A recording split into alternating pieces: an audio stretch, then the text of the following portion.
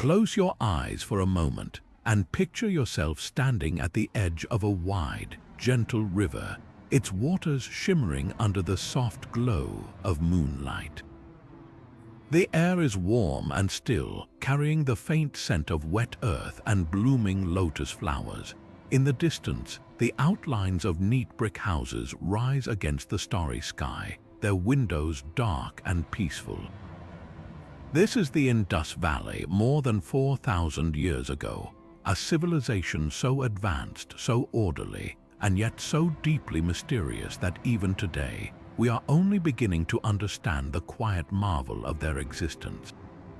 There are no grand temples reaching for the heavens here, no colossal statues of conquerors. Instead, there is something far more rare, a society built on harmony, simplicity, and a profound connection to the rhythms of nature. Tonight, we invite you to leave the noise and rush of the modern world behind and step into this ancient landscape of tranquility. Imagine walking through carefully planned streets where every home has its own well, its own bathing area, where wastewater flows through the world's first known underground drainage system, a testament to a people who valued cleanliness and community well-being above all. There are no palaces towering over slums here, no signs of great inequality or strife. Instead, there is a remarkable sense of balance, a quiet intelligence that speaks through perfectly standardized bricks, through intricate seals depicting animals and symbols we still struggle to decipher, through a written language that remains one of history's most enchanting puzzles. What was it like to live in such a place, to wake each morning to the sound of the river, to trade goods in a bustling marketplace without the clatter of weapons or the fear of invasion? To be part of a culture that valued peace so deeply it left behind no evidence of war. As we journey together into this peaceful chapter of human history, let the calm of the Indus Valley wash over you. Let your breath slow, your thoughts settle, and your mind open to the possibility of a world where life moved to the gentle rhythm of the seasons, where community and cooperation were the foundations of everyday existence.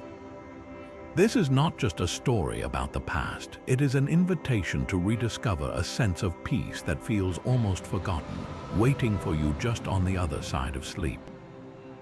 As the first hint of light begins to soften the eastern sky, the Indus River slowly transforms from a sheet of dark silver into a ribbon of liquid gold.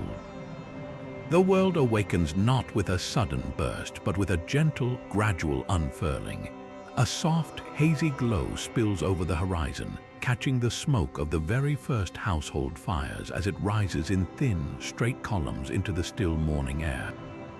There is no jarring noise, no clatter, only the distant, murmuring song of the river, the occasional splash of a fish breaking the surface, and the rhythmic creaking of a wooden boat moored at the riverbank, rocking gently with the current.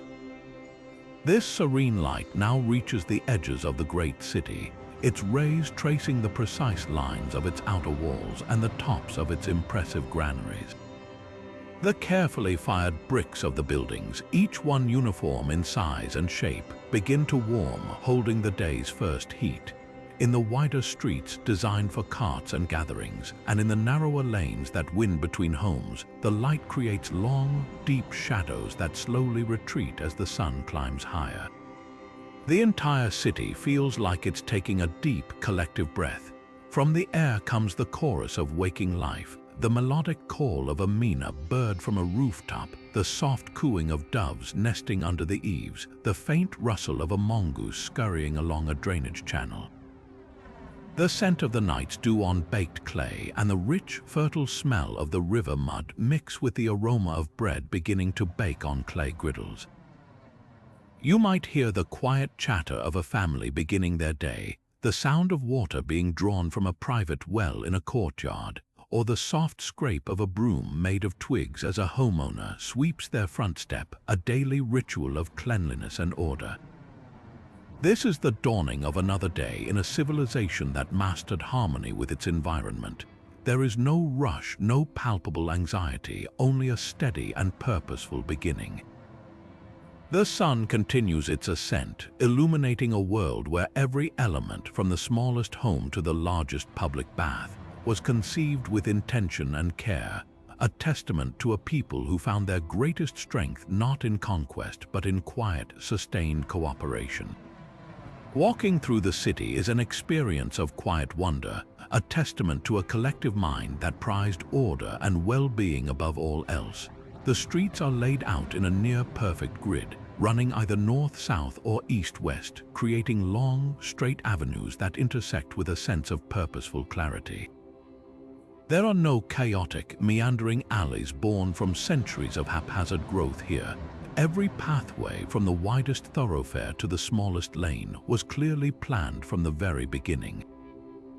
This meticulous design isn't just for aesthetics, it allows the cool river breezes to flow freely through the city, a natural form of air conditioning that provides relief from the afternoon heat, and it creates a sense of openness and accessibility that makes the entire community feel connected.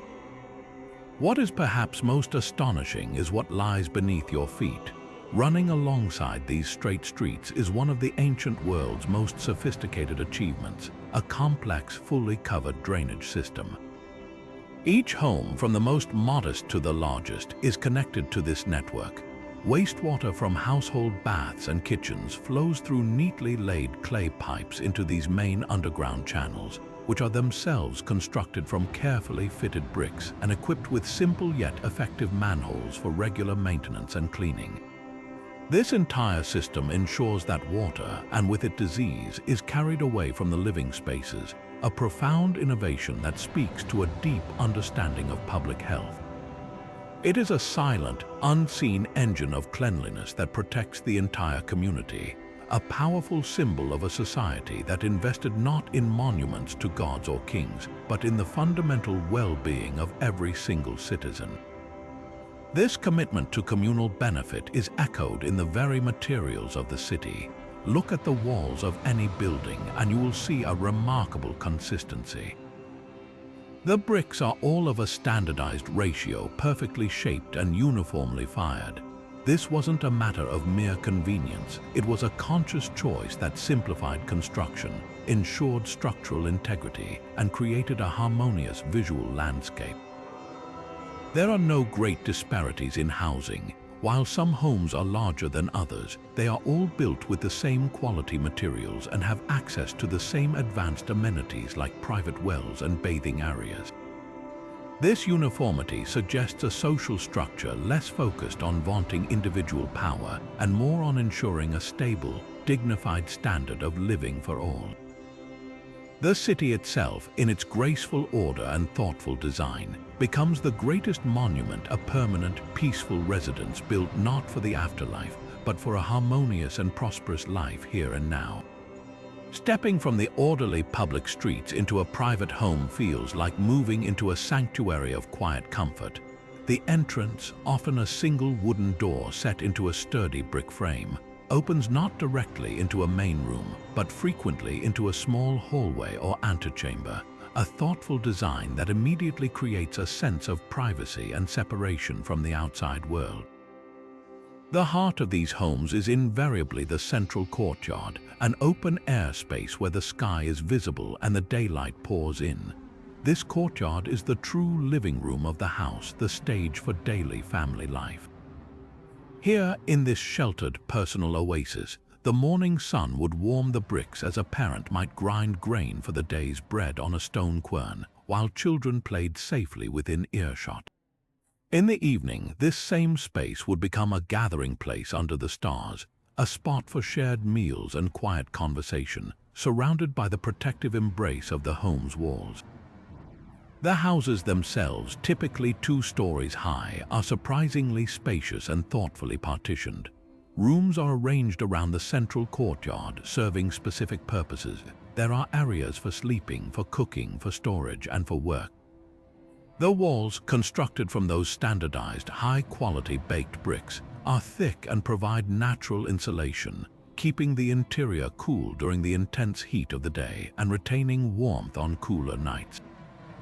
The floors are made of hard-packed earth, often covered with woven reed mats or occasionally finished with a layer of plaster, smooth and clean underfoot. Windows are small and placed high on the walls, not only for security but to allow hot air to rise and escape while drawing in cooler air from the courtyard below, another subtle innovation in comfortable living. Furnishings were likely simple yet functional, focusing on domestic ease rather than ornate display. Low wooden platforms might have served as beds, piled with cotton-filled mattresses or woven blankets. Storage was handled with elegant practicality. Large pottery jars, some taller than a small child, were sunk into the floors to keep grains, dried fruits, and pulses safe from pests and at a cool, stable temperature. Smaller, beautifully crafted pots and bowls of clay and copper held water, oils, and other daily necessities. There is a profound sense of security embedded in these domestic details. The knowledge that your water came from your own clean, private well in the courtyard, that waste was efficiently carried away from your home, and that your family slept in safety and comfort. This was a culture that invested its greatest ingenuity not in palaces for an elite few, but in creating a dignified, peaceful, and secure existence for every single family within its carefully planned and wonderfully lived-in walls. With the city fully bathed in the gentle morning light, the rhythm of daily life begins in earnest, a quiet symphony of purposeful and mindful activity. In the central courtyards of homes, the first task is often the drawing of water. A family member lowers a clay pot tied with a twist of rope into the cool, dark depths of their private well, hearing the satisfying splash as it fills. This simple, rhythmic act is a connection to the very source of life, providing clean water for drinking, for cooking, and for the day's first ablutions. There is no struggle for this essential resource here. Its reliable availability in nearly every home is a foundational pillar of the peace that defines this civilization, a daily reminder of the community's profound foresight and care. The preparation of the morning meal is a similarly unhurried and sensory experience. In a corner of the courtyard, a woman kneels before a saddle quern, a simple but effective tool made of a large stationary stone and a smaller handheld one. With a smooth, rocking motion, she grinds harvested wheat or barley grains into a coarse, nutritious flour. The sound is a soft, rhythmic scraping, a quiet percussion that underscores the morning. This freshly ground flour is then mixed with water from the well and a pinch of salt to create a simple dough. On a flat, heated clay griddle called a tava, she cooks unleavened bread, the aroma of toasting grain beginning to mingle with the wood smoke from the fire and the damp, earthy scent of the courtyard. This bread, warm and wholesome, might be accompanied by a handful of dates, a few nuts, or a bit of yogurt from an earthen pot cooled in the shade. This first meal is not a rushed affair grabbed on the way out the door. It is a moment of quiet nourishment, often shared among family members before they move into their separate daily tasks. There is a deep mindfulness embedded in these actions, the feel of the cool clay pot, the weight of the grinding stone, the warmth of the fire. Each step is performed with a practiced ease that comes from generations of tradition, a ritual that connects the present to the past and grounds the family in the simple, sustaining pleasures of the moment. This calm and deliberate beginning sets a tone of contentment and stability for the entire day ahead, a stark contrast to the frantic pace of modern life. It is a reminder that peace is often found not in grand events, but in the quiet, rhythmic repetition of tasks that provide for our basic needs and connect us to the world immediately around us. From the intimacy of the home, we step back into the shared spaces of the city, and it becomes overwhelmingly clear that water was far more than a mere utility for the people of the Indus Valley. It was the very lifeblood of their civilization, a sacred element that wove together the practical, the social, and the spiritual into a single, flowing tapestry. This profound relationship is heard in the gentle, ever-present music of the environment, the soft gurgle of water flowing through a household drain, the hollow splash of a pot being filled at a public well, the distant, soothing rush of the great river itself, a constant background hum that connected every individual to the pulse of the land. This reverence for water finds its most magnificent expression in the very heart of Mohenjo-Daro, the Great Bath. This astonishing structure is not a reservoir for drinking or irrigation, but something far more profound. Imagine approaching a monumental public building and descending a flight of finely laid brick stairs into a vast, open courtyard. At its center lies a perfectly watertight pool, an enormous rectangular tank meticulously constructed with layers of brick, a thick barrier of bitumen to prevent seepage, and surrounded by a colonnade and rooms that suggest careful control of access. The water within it, fed by a large well in an adjacent room, would have been still and clear, reflecting the vastness of the sky above. The Great Bath was undoubtedly a place of ritual purification, a sacred space for community gatherings that cleansed both the body and the spirit. One can envision priests or community leaders performing ceremonies here, or entire families gathering for festivals that honored the water gods and celebrated the life-giving floods of the Indus. But to see it only as a temple would be to limit its purpose. It was likely also a place of social bonding and quiet contemplation, a civic center for the soul. The very presence of such a sophisticated and enormous structure, demanding tremendous communal effort to build and maintain, speaks to a society that placed immense value on collective spiritual and physical well-being, on creating a space solely dedicated to refreshment, renewal, and peace. Beyond this grand architectural feat, water managed every aspect of daily existence. A network of canals, both large and small, channeled the life-giving floodwaters of the Indus to irrigate vast fields of wheat, barley, and cotton, ensuring a reliable food supply and the raw materials for the thriving textile industry. These canals were the arteries of their agricultural prosperity, a testament to their sophisticated understanding of hydrology and civil engineering. Even within the city walls, water was never far away. Public wells, strategically located along the main streets, ensured that no resident was ever without access, fostering a sense of shared resource and mutual responsibility. The gentle sound of a rope twisting through a pulley as a bucket was lowered, the laughter of children gathered around a well. These were the sounds of a community sustained by and deeply connected to the element that shaped their world, their work, and their worship. Beyond the orderly brick streets and the gentle hum of the city, the true source of its sustenance and stability lay in the vast, sun-drenched plains that stretched out to the horizon, fed by the life-giving waters of the great river itself. Here in the open air, the farmers of the Indus Valley worked in quiet synchrony with the land, their lives dictated not by the hurried pace of a clock, but by the patient, unwavering turn of the seasons.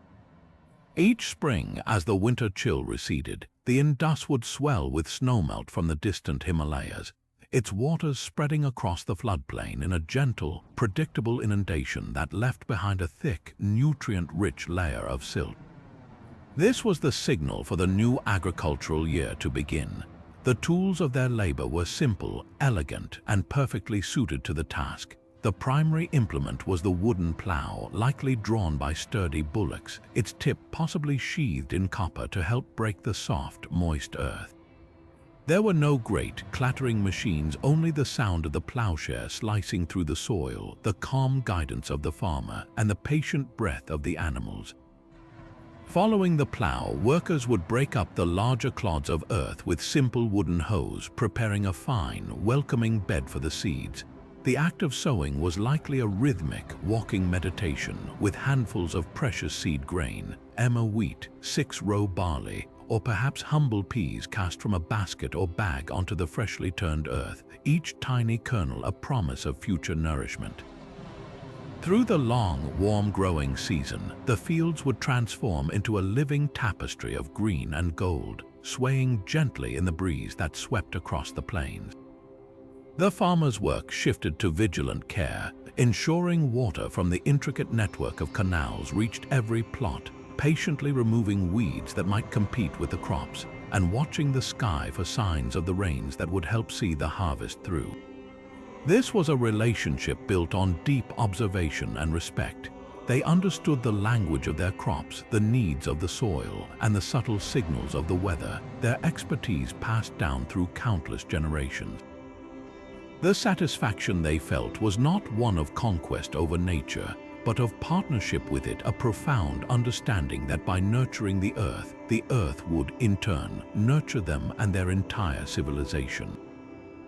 The rustle of the grain in the wind was the sound of their collective security, the visual proof of a successful partnership between human ingenuity and the abundant generosity of the natural world. Returning to the city's quieter lanes, the air begins to hum with a different kind of energy, not the noise of industry, but the quiet, focused sounds of creation.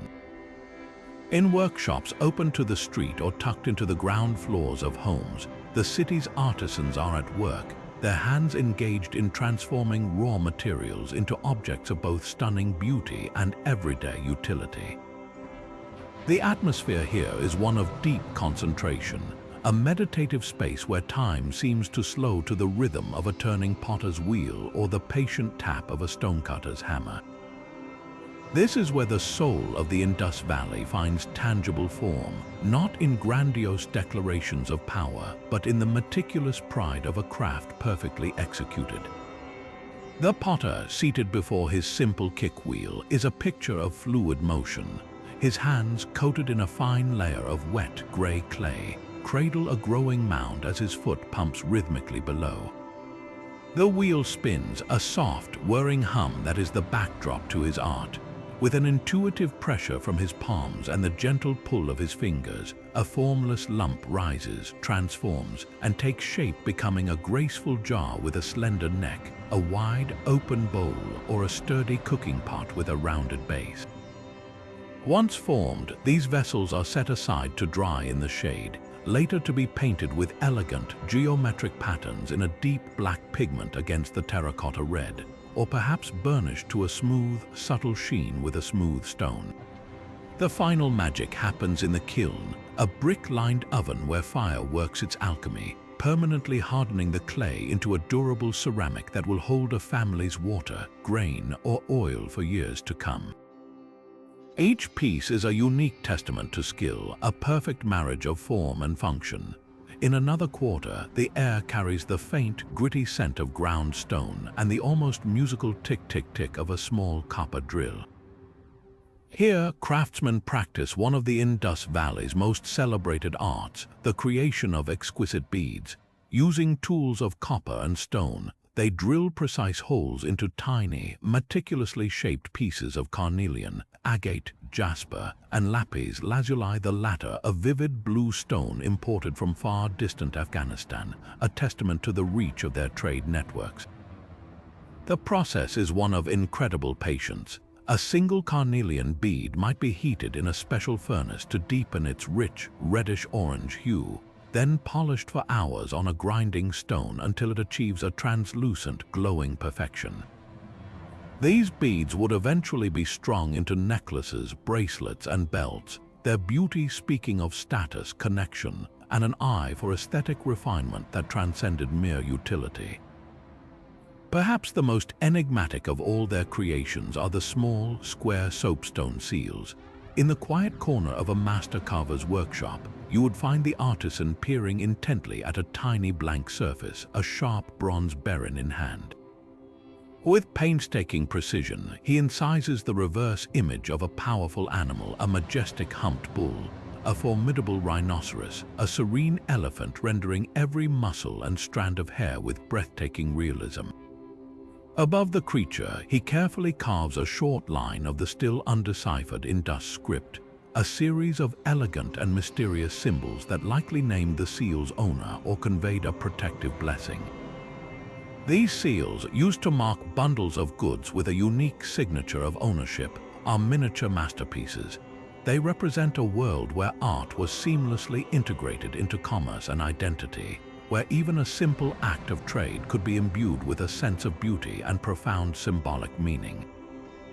The quiet scratch of the carving tool is the sound of a civilization leaving its permanent, personal mark on the world, a whisper of identity frozen in stone. This profound sense of craftsmanship and community did not exist in isolation.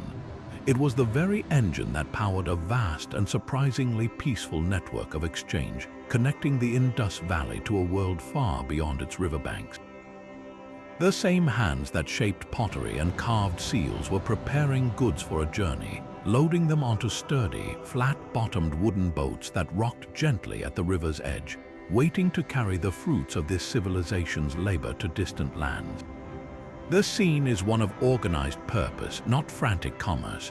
There are no armed guards overseeing the loading, no signs of coercion or fear, only the methodical, careful work of merchants and sailors securing their cargo for a slow, rhythmic voyage down the Indus and out into the open sea. The goods themselves tell a story of a culture that valued quality and beauty. Bundles of finely woven cotton cloth, a technological marvel so unique to the region that later Greek historians would describe it as the wool that grows on trees, were packed carefully to keep them dry. Polished pots with their distinctive black-on-red designs were nestled in straw within large baskets, but the most precious cargo, stored in small, intricately carved wooden boxes, were the city's most famous exports, long strings of gleaming carnelian beads, their deep orange-red hue catching the sunlight, and tiny, expertly carved seals, each one a unique signature of a merchant or a clan. These were not bulk commodities but luxury items, valued for their artistry and craftsmanship, tokens of a sophisticated culture that others sought to emulate and acquire. The trade routes themselves were pathways of peaceful connection. These merchant vessels did not travel as part of armed convoys. They moved with the current and the wind, following the known rhythms of the river and the seasons. The primary route would have led them south, down the winding course of the Indus River until it emptied into the Arabian Sea. From there, leveraging their knowledge of monsoon winds, sailors would have coasted along the shoreline, venturing across the water to the shores of modern-day Oman, Bahrain, and the Mesopotamian world. In the great city-states of Mesopotamia, known to us as the lands of Sumer and Akkad, Indus Valley goods were highly prized. Cuneiform tablets from these regions speak of trading with a far-off land called Meluha, a name scholars widely believe refers to the Indus Valley civilization, and they list receiving cargoes of wood, carnelian, and exotic birds. The most remarkable aspect of this entire system is what is entirely absent: any evidence of conflict, colonization, or conquest. Unlike other contemporary civilizations, the people of the Indus Valley left behind no fortified trading posts, no records of military campaigns to secure resources, no depictions of vanquished foreign enemies. Their influence spread not through the point of a spear, but through the open palm of exchange. They built a vast interaction sphere based on mutual benefit and a shared appreciation for quality goods. A single carnelian bead found in a Mesopotamian royal tomb is more than an artifact.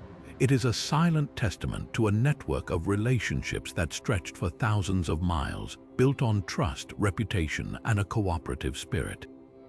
It speaks of a civilization confident enough in its own prosperity and order that it sought connection with the wider world not to dominate it, but to simply share in the quiet, enduring flow of peaceful commerce. Among the most captivating artifacts unearthed from the Indus Valley are the small, square seals, most often carved from soapstone, that offer a silent, beautiful, and utterly mysterious window into the minds of these ancient people. To hold one is to feel the weight of an unsolved puzzle, a message patiently waiting across millennia for its meaning to be unlocked. The act of creating these seals was itself a meditation in precision and artistry.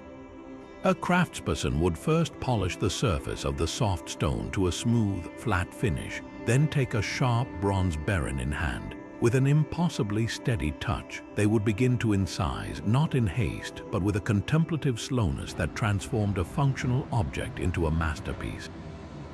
The most striking feature of these seals is the exquisite animal motif carved in the center. These are not crude sketches, but vibrant, powerful portraits pulsating with life. One might depict a majestic bull with a sweeping hump, its muscles taut and its head turned as if caught in a moment of alert observation.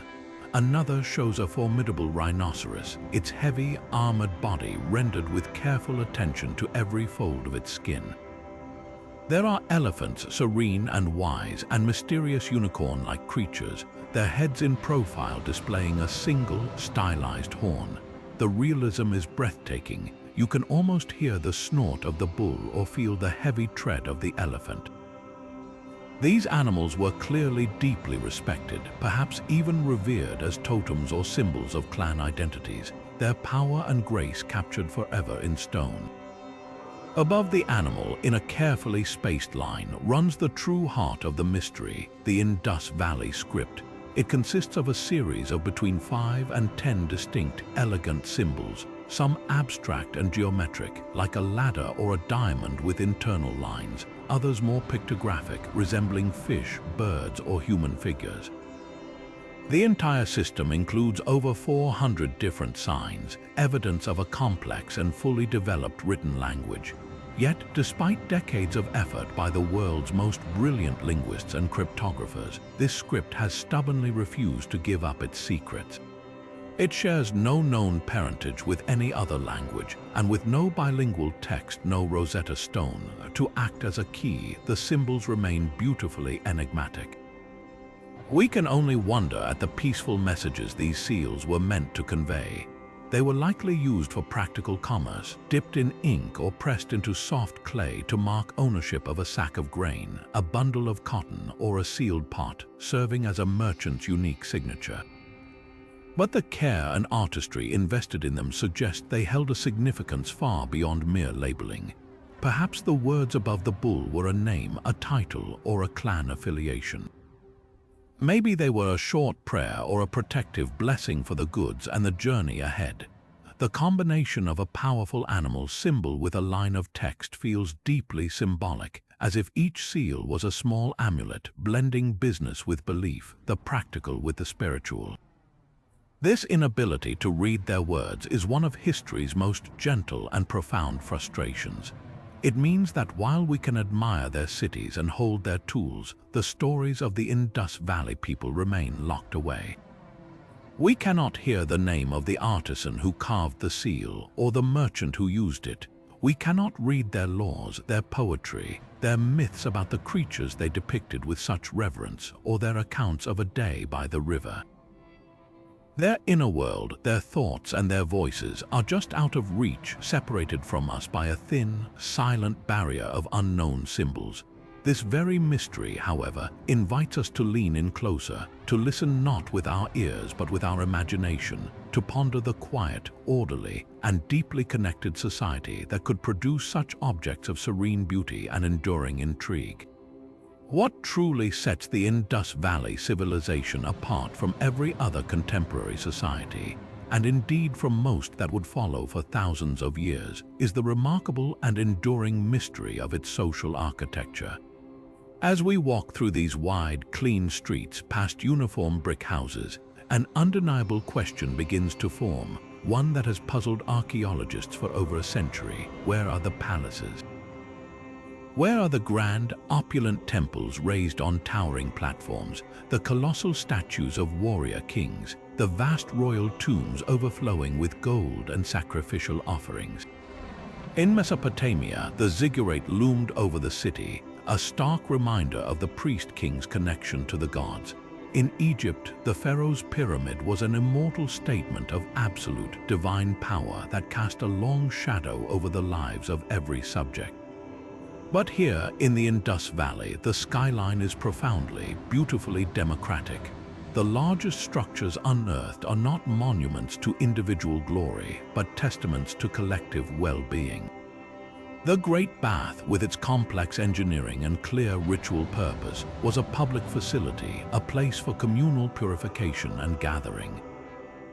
The massive granaries, with their strategic locations and sophisticated ventilation systems, were not the private storehouses of a greedy elite but the central banks of the city's food supply, designed to manage surplus, guard against famine, and ensure no one in the community went hungry. This was a form of wealth stored not in gold, but in grain a resource that benefited everyone. The investment in a city-wide water and drainage system, connecting every single home regardless of its size, is perhaps the most powerful evidence of a society that prioritized the health and dignity of all its citizens over the luxury of a privileged few.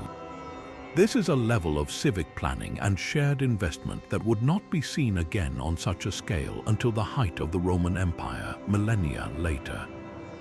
This striking absence of obvious central authority leads us to a fascinating conclusion. The Indus Valley people likely organized themselves in a radically different way.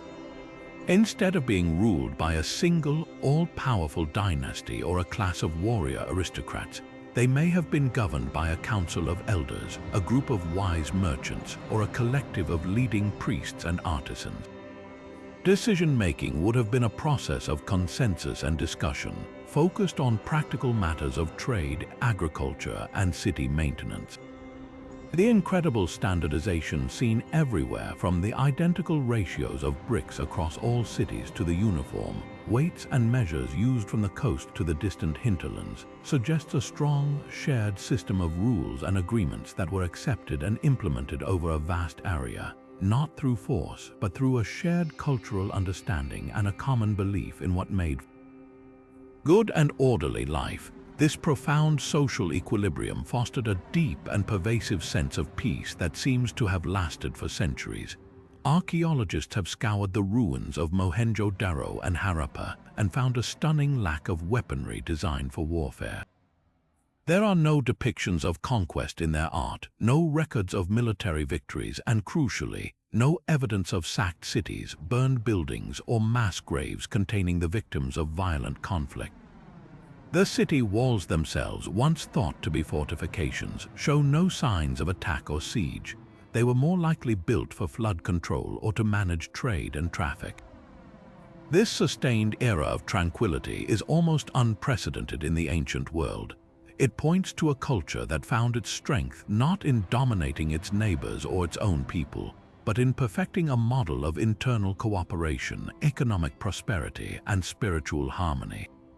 The greatest achievement of the Indus Valley civilization was not a monument of stone, but a monument of the human spirit, the proof that a complex, advanced, and thriving society could be built not on the foundations of power and fear, but on the bedrock of community, cleanliness, and a profound, shared commitment to the common good.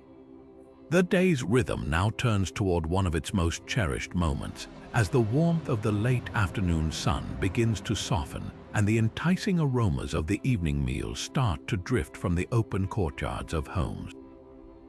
This is not a process of hurried assembly, but a slow, deliberate unfolding, a cherished ritual of preparation that engages all the senses. The air itself becomes a rich tapestry of scents, the earthy, nutty fragrance of barley and wheat simmering in clay pots, the sharp, pungent kick of ginger and garlic being crushed on a stone mortar, and the sweet, woody smoke from the cooking fires burning with tamarind branches and dried dung cakes. It is an invitation, a sensory call to gather and nourish both the body and the bonds of family. Inside the home, the focus is on simple, wholesome ingredients that speak of the land's abundance. The foundation of every meal is the grain, the life-giving harvest from the sun-drenched fields. Emmer wheat is patiently ground into flour for soft, unleavened flatbreads that puff over the heat of the tova, while barley might be boiled into a hearty, comforting porridge. To this, cooks add protein-rich lentils, brown masoor or yellow pigeon peas simmered slowly with turmeric, and perhaps a handful of fresh fenugreek leaves until they melt into a thick, creamy stew. For a touch of vibrant freshness, there might be a side of chopped cucumbers, radishes, or onions, all grown in small kitchen gardens and bursting with crisp, clean flavor. While the diet was predominantly vegetarian, rooted in the sustainable abundance of agriculture, it was occasionally punctuated by the rich, savory taste of meat, marking a day of special significance or a successful hunt. The bones of cattle, sheep, goats, and fowl have been found in the ruins, but unlike in other contemporary cultures, there is no evidence of large-scale animal sacrifice or elite monopolization of such resources. A family might slowly stew a tough cut of mutton with spices until it was fall apart tender, or roast fish freshly caught from the river over an open flame, the sizzling fat dripping onto the coals with a satisfying hiss. These were not everyday luxuries but considered additions, savored all the more for their rarity and the shared effort they represented. The true essence of these meals, however, lay not in their individual components but in the act of sharing them. As the final flatbread came off the griddle and the last stew was ladled into wide, communal bowls, the family would gather in the central courtyard. They would sit together on woven mats, the cool of the evening air a gentle relief after the day's warmth. The conversation was likely soft and meandering, a time to share stories of the day's work, to discuss the progress of the crops, or to simply enjoy the comfortable silence of togetherness. The act of eating was done with the hands, feeling the texture of the food, scooping up the warm lentil stew with a piece of torn bread, a direct tactile connection to the nourishment they had worked in harmony with nature to create. This was a profound expression of the civilization's core values, a deep contentment found not in extravagance, but in the simple, satisfying pleasure of a meal prepared with care and shared in peace, strengthening the invisible threads that held the family, and by extension the entire community, together. The clothing of the Indus Valley people was a perfect reflection of their entire philosophy, an elegant balance of practicality, comfort, and understated beauty. In the warm climate, their garments were light and breathable, woven from the very crop that was one of their greatest innovations, cotton. This was a revolutionary fabric, soft against the skin and far superior to the heavy wool or rough linen worn elsewhere in the ancient world. For men, the common attire was a simple draped cloth, perhaps wrapped around the waist and between the legs in a style resembling a dhoti, allowing for maximum freedom of movement whether working in a workshop, steering a boat, or tending to the fields. Women likely wore a similar draped garment or a long skirt, sometimes paired with a shawl or cloak that could be drawn over the head for modesty or protection from the cool of the evening. The weaving was done on simple looms, creating cloth that was both durable and finely made, a testament to the skill of the textile artisans whose work became a coveted trade good across the ancient world. What truly brought these simple garments to life was the art of adornment. This was not a culture that expressed status through heavy, ostentatious displays of gold or gems. Instead, they favored a more personal and subtle form of expression through expertly crafted jewelry. The most common and beloved accessory was the bead necklace. A woman might string together dozens of tiny, exquisitely polished carnelian beads, their deep, fiery red hue creating a stunning contrast against the white or cream color of her cotton tunic. She might intersperse them with beads of bright yellow amber, glossy black jet, or the breathtaking blue of lapis lazuli, a stone that had traveled thousands of miles from Afghanistan, each bead a small story of distant trade and connection. These necklaces were not worn to declare immense wealth, but to showcase personal taste, artistry, and perhaps a connection to a particular craft or family tradition. Beyond necklaces, personal adornment included bangles crafted from copper or terracotta, worn in stacks that would gently chime together with every movement of the wrist. Belts were often strung with shells or more beads, adding a touch of elegance to the simplest of waist wraps. Hair was another canvas for self-expression, held in place with beautifully carved bone or ivory pins, or adorned with strings of tiny beads woven into braids. Even children were not excluded from this culture of subtle beauty. Small, delicate bangles and beads have been found in the smallest sizes, suggesting that from a young age, individuals were encouraged to appreciate and participate in this quiet culture of aesthetics. The act of putting on a favorite necklace or fastening a well-made belt was a daily ritual of self-care and identity, a moment to appreciate fine craftsmanship and feel a connection to the artisan who created it. This approach to dress and adornment reveals a profound societal value, elegance found in simplicity and personal satisfaction valued over public display. There is a deep, inherent dignity in choosing clothing that is first and foremost comfortable and functional, then enhancing it with accessories that hold personal meaning rather than just monetary value. Getting dressed in the morning was likely a calm, considered act, a way of preparing oneself for the day with intention and a quiet sense of pride. The gentle rustle of cotton, the soft weight of a beaded necklace against the collarbone, the cool touch of a terracotta bangle, these were the sensory details of a life where beauty was woven into the fabric of everyday existence, not reserved for special occasions or elite circles. It was a world where a farmer could wear beads carved with the same skill as a merchant, and where true style was measured not by the cost of the materials, but by the artistry of the maker and the quiet confidence of the wearer. The gentle laughter of children at play is a sound that would have been as common in the Indus Valley as the murmur of the river, a timeless melody of innocence and discovery that echoed through the sun-drenched courtyards and quiet lanes. In the soft, packed earth of a family compound, a young girl might carefully arrange a collection of small, hand-shaped clay figurines, a plump humped bull, a patient elephant, a mischievous monkey, each one smoothed by her own curious fingers. She creates a silent story with these animals, perhaps mimicking the scenes she has seen in the bustling marketplace or along the riverbank, her imagination the only limit to the drama unfolding in the miniature world at her feet. In another corner, a boy pushes a small clay cart on solid wheels, its simple, sturdy form a perfect replica of the full-sized versions used by merchants to transport goods through the city.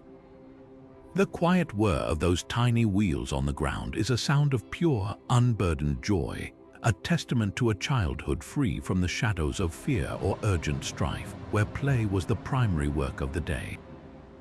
This was not a society that sequestered its young in formal schools. Education was a living, breathing process woven seamlessly into the fabric of daily life. It was a continuous, gentle passage of knowledge from one generation to the next, learned not from books or lectures, but through observation, imitation, and patient guidance. A child's classroom was the entire city and the home. A young girl would stand beside her mother as she kneaded dough, first watching, then being given a small piece of clay-like dough to practice with, her small hands clumsily mimicking the rocking motion of the grinding stone before eventually mastering its rhythm. A boy would follow his father to the workshop, sweeping up the stone dust from the day's carving, absorbing through his pores the concentration and pride required to drill a perfect hole through a carnelian bead without shattering it. The values of the civilization, cooperation, cleanliness, patience, and precision were not taught as abstract concepts but were lived and breathed, becoming as natural to a child as the air they breathe. The toys themselves were more than mere distractions. They were the first tools of a lifelong education, tiny instruments that prepared them for their future roles within this harmonious society. The carefully crafted animal figurines were not only objects of fantasy, but also lessons in the fauna that were central to their economy and cosmology, fostering an early respect for the creatures they relied upon. The miniature carts and tiny pottery wheels were introductions to the technologies and trades that sustained their world, allowing children to experiment and build dexterity in a safe, joyful context. Even the materials were significant. These playthings were formed from the same clay that built their homes and stored their food, creating a deep, tactile connection to the very substance of their civilization. This organic, integrated approach to learning cultivated a profound sense of security and belonging. Children grew up surrounded by extended family and neighbors, their world a predictable and orderly place where they understood their place and their potential contributions. There was no sharp divide between the world of children and the world of adults. They were participants, however small, in the collective life of the community. The curiosity sparked by a clay animal could lead to a lifetime of caring for livestock. The patience learned while forming a tiny pot could blossom into the skill of a master potter. In this way, the values of peace, cooperation, and artistic excellence were not enforced but nurtured, passed down like a precious heirloom through the simplest acts of play and shared daily work, ensuring the serene heart of the Indus Valley would beat steadily in the chest of the next generation. As the sun begins its slow, graceful descent towards the western horizon, the quality of light over the Indus Valley transforms, softening from the bright gold of afternoon to a deep, honeyed amber. Long, distorted shadows stretch from the neat brick buildings, reaching across the meticulously laid streets like gentle fingers, merging together and slowly dissolving the sharp, precise lines of the city into a unified, peaceful gloom. The intense heat of the day begins to relinquish its grip, replaced by a welcome, cool breeze that whispers in from the river, carrying with it the fresh, damp scent of water and the distant, sleepy calls of waterfowl settling in for the night. This gradual dimming of the world acts as a silent, universal signal for the rhythm of life to shift once more. In the workshops, the rhythmic tapping of stone on copper and the steady hum of the potter's wheel fall silent. Artisans carefully put away their tools, brushing stone dust from their hands and covering unfinished beads or pots with soft cloths, a quiet ritual marking the end of a day's creative labor. In the courtyards of homes, the central cooking fires, which have glowed all day, are now stoked one last time to warm the final portions of the evening meal, their smoke rising in straight, gray columns that are quickly lost in the deepening violet of the evening sky. The bustling energy of commerce and production gives way to a collective exhalation, a city-wide sigh of contentment. Families begin to draw inward both physically and emotionally. A father might roll up the woven reed mat that served as the day's outdoor workspace, while a mother gathers the last of the drying laundry from a line strung across the courtyard. From the wider streets comes the familiar creak of a wooden cart as a merchant makes his final delivery, the sound echoing softly in the growing quiet. Doors which have stood open all day to welcome the breeze and the light are now gently pulled shut, not with a sense of locking out danger, but with the comforting finality of closing one chapter and preparing for the next. The sounds of the city become more intimate, more muffled, the murmur of conversation from within a home, the soft clatter of pottery being gathered for washing, the soothing melody of a lullaby drifting from an upstairs room. This transition is not a somber retreat but a gentle, welcomed embrace. The promise of rest and restoration hangs palpably in the cool evening air. After the purposeful industry of the day and the shared warmth of the meal, the night offers a time for quiet reflection, for storytelling, for simply being together without agenda. The world narrows to the soft glow of an oil lamp illuminating the familiar faces of loved ones, to the feeling of a woven mat underfoot, to the profound sense of safety found within four strong walls. The peaceful order that defines their public life now turns inward, nurturing the private heart of each home and each individual, ensuring that as the stars begin to prick the darkening canvas of the sky, the entire civilization settles into a deep and well-earned tranquility. Now the moon reigns supreme, a flawless silver disk hanging in a velvet sky crowded with stars. Its cool, gentle light washes over the sleeping city, transforming the baked brick buildings into structures of soft shadow and muted silver, their sharp daytime edges blurred into a dreamlike softness. The great Indus River, which by day is a bustling highway of commerce and life, now flows as a wide, silent ribbon of liquid mercury, its surface a perfect, still mirror for the constellations shimmering above.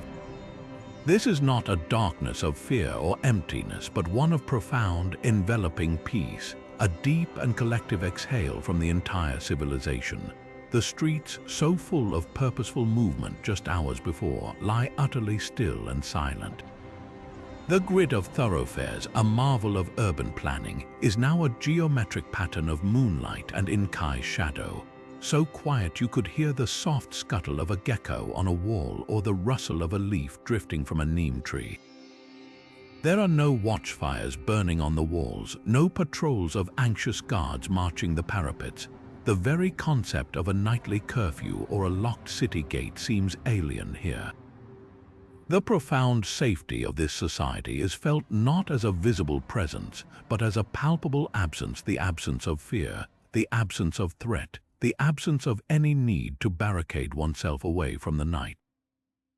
This security was not enforced by arms, but was woven into the very fabric of their social contract, a result of the shared prosperity and communal harmony that made internal strife or external attack unthinkable. From the open courtyards of the homes comes the soft, rhythmic sound of sleep, the deep, even breathing of families resting together, the faint rustle of cotton sheets as a child turns over, the contented sigh of someone deep in a pleasant dream. A soft glow might emanate from a single, low-fired oil lamp in one house, where a mother nurses her newborn in a pool of gentle light, her silhouette a picture of tranquil intimacy. In another, an elder might lie awake for a moment, listening to the familiar night sounds, the distant hoot of an owl, the persistent chirp of crickets, the everlasting whisper of the river, a lullaby that has played for centuries. This is the ultimate expression of their achievement, a world where every single citizen, from the smallest infant to the most senior elder, could close their eyes at night without a single knot of anxiety, surrendering completely to rest, secure in the knowledge that their home, their city, and their world were at peace. The night itself becomes a blanket, wrapping the Indus Valley in a silent, star-studded embrace, assuring its people that when the sun returned, their orderly, harmonious world would be waiting for them unchanged and unchallenged. In this profound stillness, the sounds of the night are not an interruption but a gentle symphony, a natural composition that invites the mind to release its final hold on the waking world and drift into a state of deep, restorative calm. The most constant of these is the distant, muffled rush of the great river itself, a low, soothing hum that forms the unwavering bass note of the evening's melody. It is the sound of time itself flowing, steady and patient, a reminder of the eternal cycles that govern this land and the lives of its people. It does not demand attention but simply persists, a foundational layer of sound that has been the backdrop to every night for thousands of years, a permanent calming presence. Against this enduring rhythm, the higher, more delicate notes of the night insects begin to emerge. The chirping of crickets is not a random cacophony but a complex, pulsating chorus, rising and falling in gentle waves. From the dense vegetation along the riverbanks comes the rhythmic sawing of cicadas, a sound that seems to vibrate through the very air, while the softer, more melodic trill of a katydid adds a lyrical counterpoint. This intricate insect song is a language of warmth and life, a celebration of the darkness that sustains them, and it wraps around the listener like an auditory blanket, its predictable patterns lulling the brain into a state of peaceful receptivity. Occasionally, this tapestry of sound is punctuated by the more distinct movements of the larger world.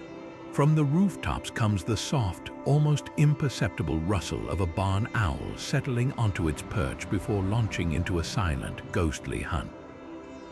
In the narrow space between two houses, a rustle in a pile of dried leaves might signal the cautious passage of a small Indian civet, its nocturnal foraging a quiet secret of the night. Far away, carried on the breeze from the wilder lands beyond the cultivated fields, comes the thrilling, lonely call of a jackal, a high, yipping cry that hangs in the air for a moment before being absorbed back into the immense, starry silence. These are not sounds of alarm, but of a world going about its necessary business, each creature playing its part in the balanced ecosystem that the Indus people understood and respected. The true magic of this auditory landscape is how it exemplifies the natural harmony the civilization so cherished. There is no dissonance here, no sound that jars or creates tension. The river does not fight the land, it nourishes it. The predator does not hate its prey, it follows its instinct to survive. The sounds layer together not in competition, but in cooperation, each one finding its own space in the acoustic environment to create a rich, seamless whole. This is the sound of a world in balance, a perfect external mirror of the internal peace the Indus Valley culture cultivated within its brick walls and orderly streets. To listen to this ancient nighttime symphony is to understand that true quiet is not the absence of sound, but the presence of sounds that soothe, that connect us to the natural world, and that gently guide the soul toward a profound and untroubled sleep. In this deeply peaceful civilization, the search for meaning and connection did not express itself through towering ziggurats or the commands of an all-powerful priesthood, but rather through a quieter, more intimate form of spirituality that was woven into the very fabric of daily existence. Without grand temples or colossal statues of gods, their spiritual life was likely a personal and community-oriented practice, centered on a profound reverence for the natural forces that sustained them and the ancestors who came before. This was a faith felt in the warmth of the sun on the bricks, seen in the life-giving flood of the river, and heard in the rustle of leaves in the sacred pipal tree, a belief system that saw the divine not in a distant heaven, but in the immediate, tangible world around them. The most compelling evidence of their devotional life comes from the small, personal artifacts found in homes. In a modest courtyard, a woman might carefully place a clay figurine of a mother goddess at a small, simple household shrine. These figurines, with their elaborate headdresses and prominent, life-giving features, were not objects of distant worship but likely represented a nurturing, protective presence, a divine mother who watched over the home, ensuring fertility, health, and the safe passage of seasons. The act of offering her a handful of grain or a few drops of water from the daily meal would have been a quiet, personal ritual of gratitude, a moment of connection between the domestic sphere and the protective forces of the universe, performed not out of fear but out of a deep, abiding respect. Alongside this reverence for generative forces was a clear veneration of the natural world, particularly the powerful animals that shared their environment. The exquisite craftsmanship of the seals, depicting bulls, elephants, rhinoceroses, and even mythical unicorn-like creatures, suggests these animals held a significance far beyond the mundane. They were likely seen as potent symbols, emblems of clan identity, vessels of raw natural power, or perhaps even divine messengers. A merchant pressing his personal seal, carved with the image of a majestic bull, into a lump of clay to mark a shipment of goods was not just engaging in commerce, he was also invoking the strength, stability, and virility of the creature, embedding a spiritual signature into a practical transaction. This seamless blending of the sacred and the everyday speaks of a world where spirituality was not a separate activity, but an intrinsic part of all actions. The focus of their rituals appears to have been on purification, renewal, and maintaining harmony with the cosmic order.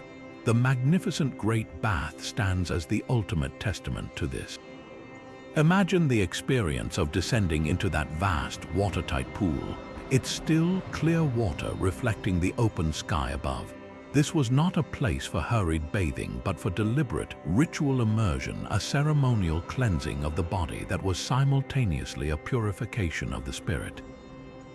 The act of stepping into those cool, sacred waters, perhaps during a seasonal festival or a community gathering, would have been a powerful sensory experience of washing away spiritual stagnation and emerging renewed, realigned with the fundamental principles of cleanliness, order, and communal well-being that defined their entire society. This spiritual framework was remarkably free of the tension and dogma that often characterized state religions. There is no evidence of elaborate mythologies detailing wars between gods, no terrifying depictions of underworld punishments to enforce morality, and no grand theological pronouncements from a powerful priestly class. Their morality seemed to arise organically from their core values of community, cooperation, and cleanliness, an ethical code lived out through the practical care for one's neighbors and the meticulous maintenance of their shared environment. Their peace was not just political or social, It was spiritual, rooted in a fundamental belief that by living in harmony with nature and with each other, they were aligning themselves with the deepest, most sacred truths of the universe.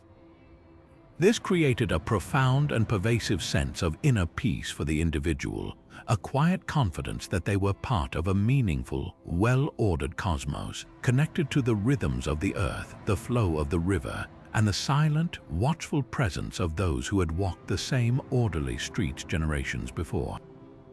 This remarkable commitment to well-being was not only reflected in grand civic projects, but also extended into the very bodies of the Indus Valley people through a sophisticated and proactive understanding of health and medicine.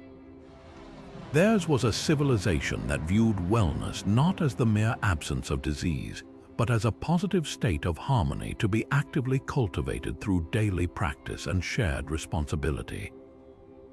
This philosophy began with the most fundamental element, water. The intricate network of drains and private wells was more than just an engineering marvel. It was a monumental public health initiative, one of the first in human history to systematically separate clean water from waste on a city-wide scale.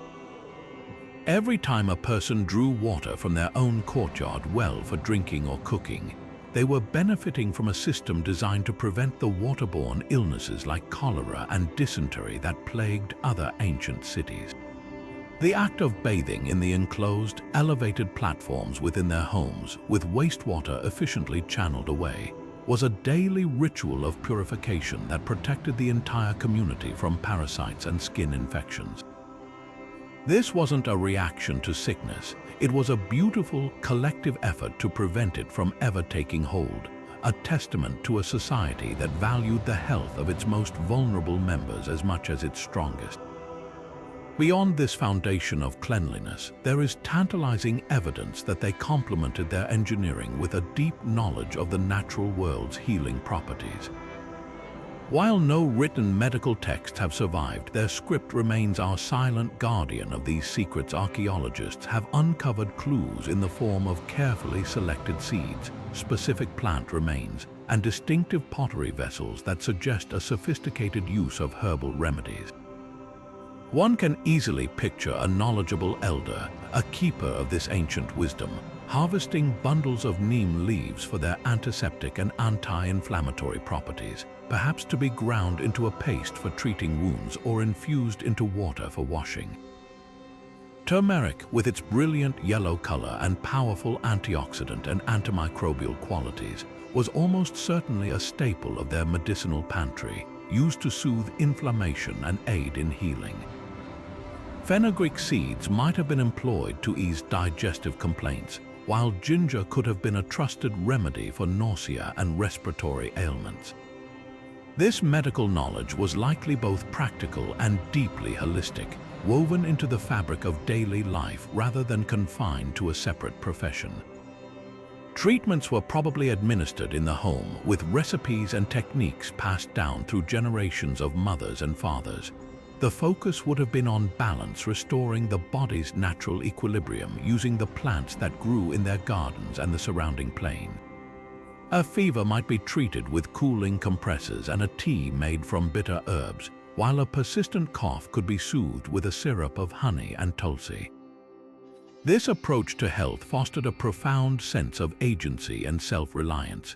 Families possessed the knowledge to care for their own, reinforcing the bonds of the household and the community. It was a quiet, peaceful form of medicine, one that worked with the body's own rhythms and the generous offerings of the natural world rather than against them.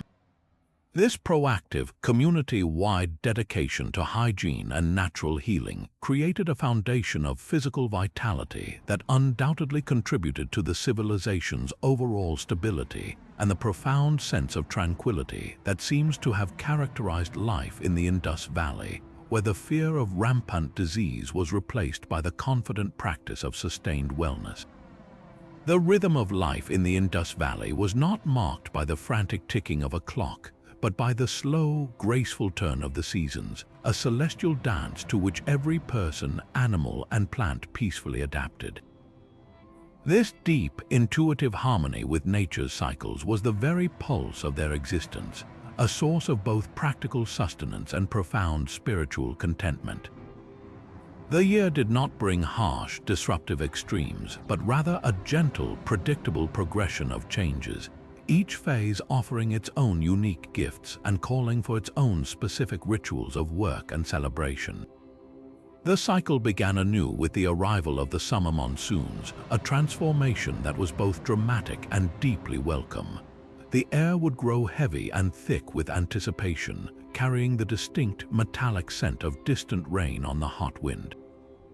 Then the skies would open, not with violent fury, but with a life-giving deluge that washed the dust from the streets and filled the air with the rich, petrichor perfume of wet earth.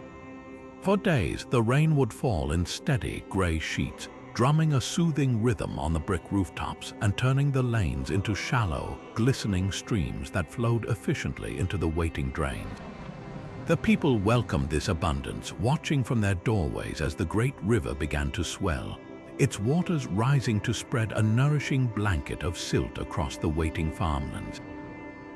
This was not a time to hide indoors, but a season of gratitude and preparation, as the lifeblood of their entire agricultural year was delivered from the heavens, promising abundance for the months to come. As the rains receded, the land erupted in a vibrant explosion of green. The world seemed to breathe a sigh of relief, basking in the clear, golden light of the autumn sun. This was the season of the harvest, a period of intense, joyful activity that engaged the entire community. The fields of wheat and barley, now heavy with grain, rippled like a golden sea in the breeze. Families moved together through the rows, using sharp, copper-bladed sickles to cut the stalks, their movements a synchronized dance of practiced efficiency. The sound was a soft, constant swish-swish, punctuated by the cheerful calls of workers and the laughter of children who followed behind, gathering fallen stalks into baskets. The air was filled with the sweet, dusty smell of ripe grain and the palpable satisfaction of a successful partnership with the land. The bounty was then carried by ox cart to the massive, ventilated granaries, the true banks of the city, where it was carefully stored to ensure food security for all through the leaner times, a powerful symbol of communal trust and foresight. With the harvest safely gathered, the year softened into the cool, dry embrace of winter. The intense heat was now a memory, replaced by crisp mornings where the breath hung in the air and the warmth of the newly risen sun on the bricks was a daily pleasure. The days were shorter, the light a sharp, clear gold that cast long, deep shadows. This was a quieter, more introspective time, ideal for the focused work of artisans and craftspeople. In the workshops, the constant, dry air was perfect for firing pottery without cracking, and artisans could work for longer hours in the comfortable temperatures, carving seals, drilling beads, and weaving cotton on their looms. Evenings were for gathering, for sharing the warmth of a central hearth, for telling stories, and for mending tools and clothing in preparation for the year ahead. There was a sense of cozy inwardness, of enjoying the fruits of autumn's labor, of finding deep contentment in the simple comforts of home, family, and the quiet, unhurried mastery of one's craft. Then, almost imperceptibly, the first hints of spring would arrive. The almond and pipple trees would burst into delicate blossom, their fragrance a gentle promise carried on the warming breeze. The fields, now fallow, would be dotted with the first tender shoots of new growth, and farmers would once again take up their plows, turning the earth in preparation for a new planting. This was a season of renewal and gentle activity, of airing out homes after the winter, of celebrating festivals that honored the return of life and light. The entire cycle was a profound meditation on the beauty of change and the importance of living in attentive synchrony with the world. There was no struggle against nature, only a graceful adaptation to its rhythms, a finding of beauty and purpose in every sun-drenched day, every life-giving rain, and every cool, starlit night. This peaceful acceptance of the natural order was the ultimate expression of their philosophy, a testament to a civilization that found its greatest strength and deepest joy not in conquering the world around them, but in becoming a harmonious part of its eternal, graceful turn. This profound internal peace naturally extended outward, shaping the Indus Valley's interactions with the wider world and the diverse cultures that lay beyond its borders. For a civilization of its immense scale and sophistication, the complete absence of any evidence for large-scale organized warfare is not merely notable, it is utterly unique in the ancient world. Unlike their contemporaries in Mesopotamia and Egypt, whose history is chronicled on stone tablets and palace walls celebrating military victories and the subjugation of enemies, the people of the Indus Valley left behind no such records. Their cities, though often surrounded by impressive walls, show no signs of having been attacked, burned, or besieged. Archaeologists have found no arsenals of weapons designed for battle, no mass graves filled with the victims of violent conflict, and no art depicting conquest or captured prisoners. This stunning lack of evidence paints a compelling portrait of a society that chose a radically different path, one where security was not achieved through dominance but through diplomacy, mutual respect, and a shared interest in prosperous exchange. Their primary language of interaction with neighboring regions and distant lands was not the language of threat or coercion, but the universal dialect of trade. The extensive networks they established, stretching from the coast of modern-day Oman to the great city-states of Mesopotamia, were not military supply lines but peaceful commercial routes. The goods they offered, exquisite carnelian beads, finely woven cotton cloth, prized exotic woods, and intricately carved seals, were not tributes extracted by a powerful empire but products offered in a spirit of fair exchange. A single Meluhan merchant docking his boat at a Mesopotamian port city like was not an invader or a threat. He was a welcome purveyor of luxury and novelty. The cuneiform records from Mesopotamia that mention Meluha do not speak of military campaigns or diplomatic tensions.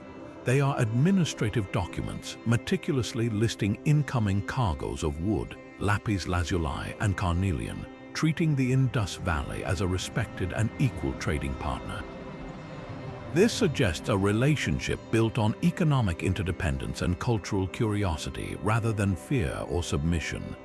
This outward focus on commerce over conquest suggests a sophisticated diplomatic culture, one that undoubtedly prized skilled negotiation and conflict resolution. While we cannot hear their discussions, the archaeological record implies that the Indus Valley people were masterful diplomats, capable of fostering stable, long-term relationships across vast geographical and cultural divides. They likely resolved potential disputes over resources, trade routes, or territorial boundaries not through armed clashes, but through dialogue, arbitration, and the establishment of mutually beneficial agreements. Their success in maintaining these peaceful connections for centuries points to a deep-seated cultural preference for cooperation, a belief that the greatest strength and security for their society lay in being a vital, interconnected node in a wide web of peaceful exchange rather than an isolated fortress bristling with weapons. This approach created a secure and harmonious existence not just within their own cities, but in the broader region, establishing a model of international relations that was, for its time, truly revolutionary. Even the most serene and well-ordered societies are not immune to the gentle, inexorable passage of time, and so we must eventually turn our attention to the quietest chapter of the Indus Valley story, its gradual fading from history. Unlike the dramatic collapses witnessed in other ancient cultures, marked by evidence of violent invasion, catastrophic natural disasters, or sudden abandonment, the decline of this civilization was a slow, almost peaceful process of transformation, a gentle ebb rather than a sudden crash. Over the course of a few centuries, the meticulous order that had defined life for so long began to soften. The signs are subtle, found not in layers of ash and destruction, but in the gentle accumulation of small changes. The once immaculate streets swept clean every morning might have seen a drain go uncleaned for a season, slowly silting up, A carefully standardized weight used in the marketplace might be replaced by a slightly different one, hand-carved by a local artisan rather than issued from a central authority. The brilliant, unified script that once marked seals and pottery began to appear less frequently, its symbols growing more regionalized and simplified until they eventually ceased to be used altogether, as if the need for such a widespread, complex system of communication had gently melted away. Archaeologists and historians have pondered this graceful retreat for decades, proposing various theories that speak not of apocalypse but of adaptation. One prevailing idea suggests a significant shift in climate patterns, a gradual lessening of the monsoons, or a change in the course of the great river itself. Imagine the life-giving annual floods, once so predictable, becoming less reliable, their nourishing silt deposited elsewhere. This would not have been a sudden catastrophe, but a slow, persistent challenge to the agricultural foundation of their society. In response, the people, so deeply attuned to the rhythms of nature, likely did not simply perish, they adapted. Large, planned cities require a massive, consistent agricultural surplus to sustain their populations. As that surplus dwindled, it is believed that people began to disperse, moving in smaller family groups to follow the water, settling in countless smaller villages across a wider area.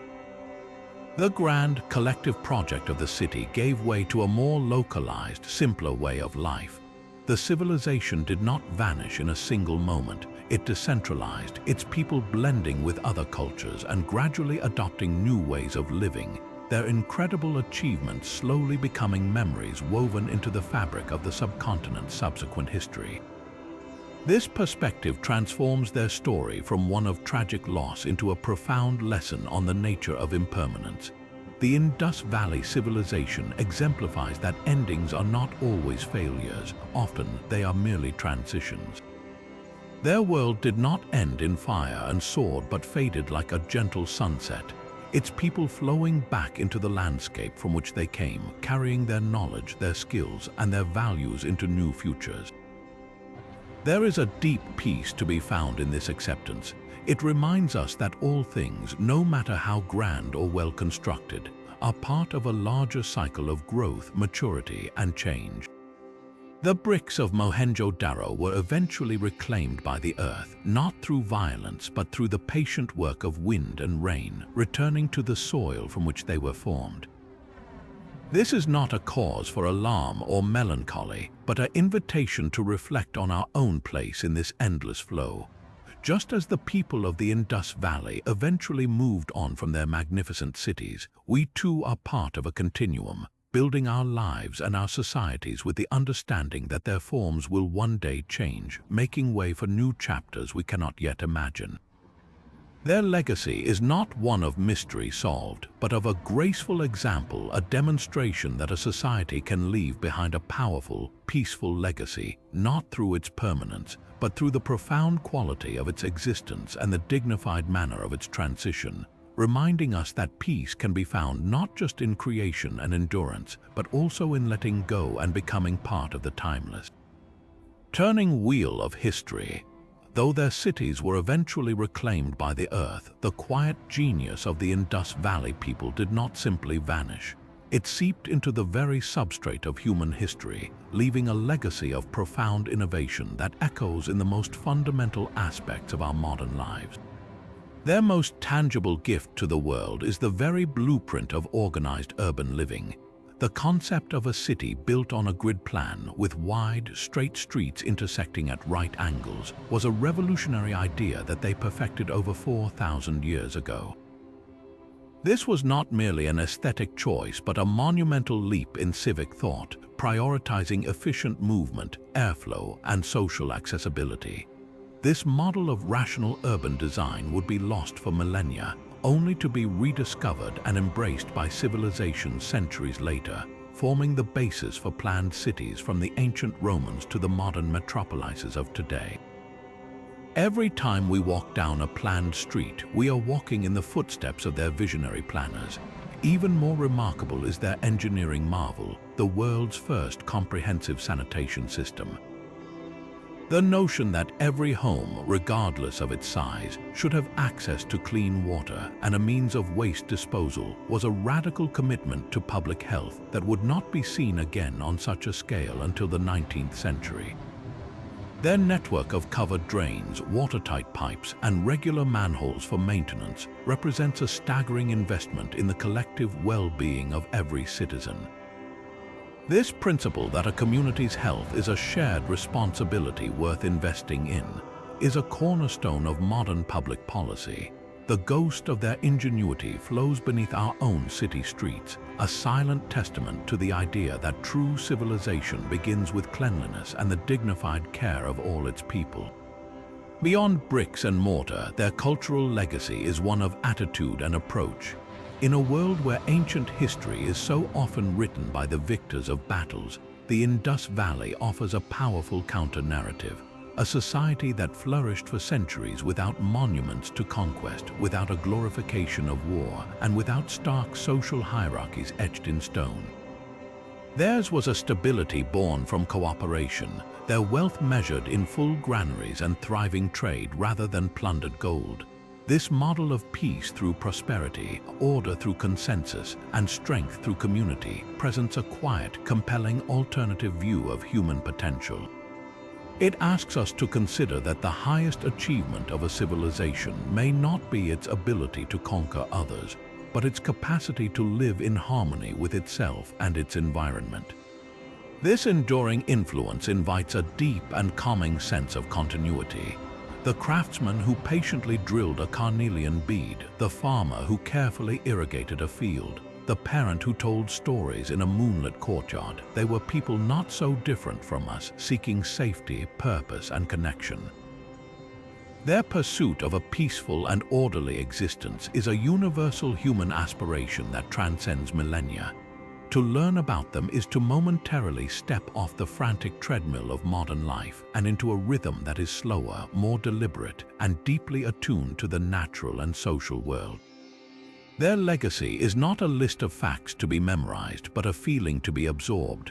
A profound sense that a life well lived is built not on grand, dramatic victories, but on the countless small, thoughtful acts of creating comfort, fostering community, and building a world that works for everyone. They leave us with a gentle, powerful question. What kind of marks will we choose to leave on the earth, and will they, too, speak more of our common humanity than of our conflicts? And so, as the final light of day fades completely from the sky, leaving behind a vast expanse of stars, let us join one last family, our final glimpse into this world of quiet harmony. They are gathered in their central courtyard, seated together on a single, worn cotton mat laid out over the cool bricks. The air is still and comfortably warm, carrying the faint, sweet scent of night-blooming jasmine from a plant in the corner and the lingering aroma of the evening's bread. The only light comes from a small, simple oil lamp fashioned from baked clay, its tiny flame casting a soft, dancing glow on their faces, highlighting the gentle smile of a grandmother, the wide, curious eyes of a young child. There is no grand conversation, no urgent discussion of the day's events. The father hums a low, melodic tune, a folk song passed down through generations whose words may be forgotten but whose soothing rhythm remains. The mother gently runs her fingers through her daughter's hair, the repetitive, calming motion, an unspoken language of love and security. An elder, his face a map of a long and peaceful life, gazes contentedly up at the cosmos, his eyes tracing the familiar patterns of the constellations that have guided his people for centuries. He does not see distant balls of gas. He sees the same ancient stories his own grandfather pointed out to him, a celestial tapestry connecting him to all who came before. This is not a moment of doing, but a moment of simply being. It is the culmination of their civilization's philosophy, found not in a grand public building, but in the intimate, quiet space of a family home. The profound peace they cultivated was not an abstract concept. It was this tangible feeling of safety, of belonging, of being utterly and completely at ease within one's own world.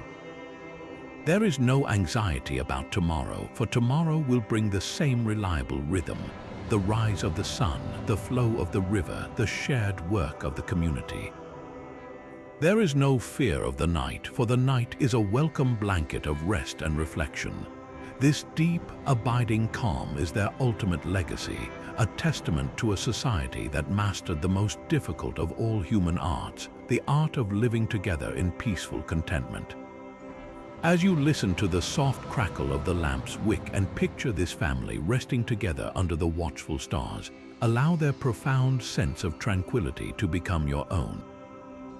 Feel the weight of the modern world begin to lift, replaced by the simple, ancient comfort of a safe home, a loving presence, and the gentle, unwavering certainty that all is well.